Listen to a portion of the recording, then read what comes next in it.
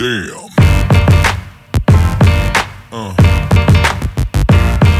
Yeah.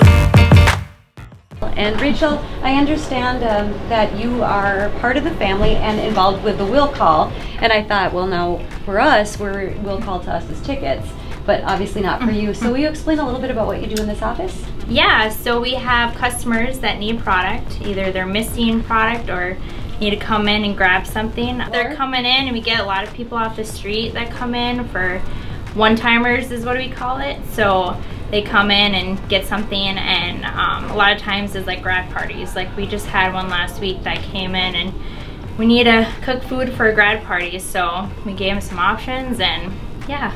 So I've been a one-timer here before a couple of times, so but I had somebody else pick it up. So this is my first time in the will call office at Upper Lakes Foods. Yeah. So thank you very much for your time. I won't interrupt you any longer.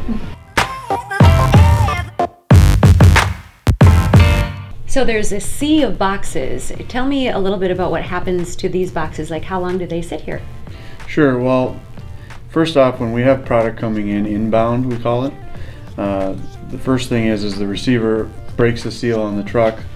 He's inspecting for many things. He's obviously looking for product temperature.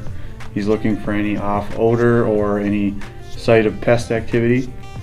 And then they pull the product off the truck when there's no issues there. And there's what we call the breakdown process. And they, the lumpers is what we call them. What they're doing is they're going through each case. They're looking for damage. They're looking for anything, any reason for us to reject the product upon delivery. Does that happen often, that you reject it? Typically, in a week, we might reject 30 to 40 cases of product because of damage. Like the case comes to us and it gets off the truck on our dock, and there's a small little crinkle in the box. We expect it to be perfect condition when it arrives at our distribution center. Wow. Okay. So when we bring it to our customers, it's in that same condition. Okay, and so I'm seeing these forklifts come, and they're putting these boxes up really high. So is that, when you say that you're bringing your boxes and you're distributing them, do they all get put up high and then you rotate the stock? Yep, so we do first in, first out. So the oldest product has to go out first. And all that's tracked by our scanning system. So it's when the product comes in, it's scanned, it's tagged with a receiving date. It has all the pertinent information on there for us to rotate properly.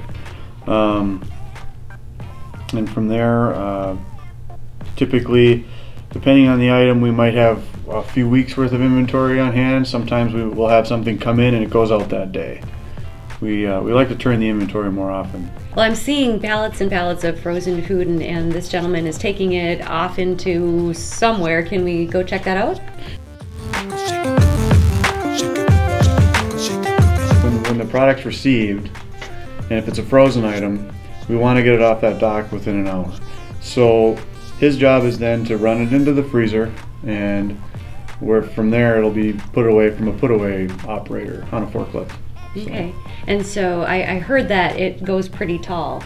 So yep, so our freezer is up to 40 feet in height, so it does get a little tricky for those forklift operators sometimes, but we employ the best, so they do a great job. And has the facility always had this big of a freezer area? No, it's been added on to multiple times, and it seems like every time we add on to it, we think we have enough room, but then we have to find more space, and have had to add on to it again, and probably going to have to add on to it again in the next few years. Well, thanks for having us here. Thank you for all the information, and again, congratulations on your 50th. Thank you very much.